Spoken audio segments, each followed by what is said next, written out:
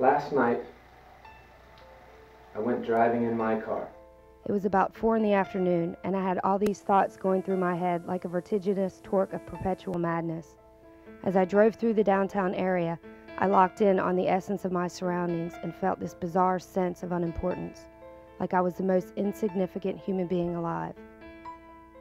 Suddenly, I saw a homeless man sleeping on the courthouse steps.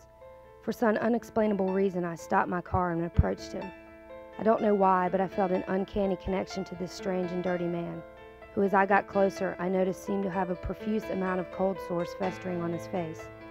Regardless, I helped this man, who was obviously an octogenarian, to his feet and placed him in the car. We didn't say a word to each other. I then drove him to a nearby hotel and escorted him to a comfortable room on the 6th floor. I stared at this pitiful human being, at this disheveled, down-ridden person, who reeked of a pneumonia that I describe as a mixture of rotten eggs, fish, baking soda, and Cheetos, and I felt myself being cosmically drawn to his being. At that point, I realized that this man needed me. He needed me more than anyone probably needed anyone else in the whole world. I then felt this glistening desire to let this man's weathered shaft stick explore my butterbox pinkness as if there was no tomorrow.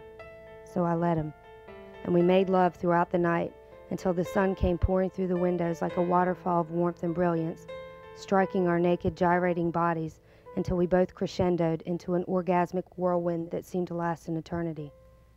That morning, I returned the old man to the courthouse steps, and I walked away, never looking back. I don't know what the fate of this old man will be. Maybe he'll die on the streets tomorrow. Maybe he'll spend the rest of his life selling toothpaste door to door. I don't know.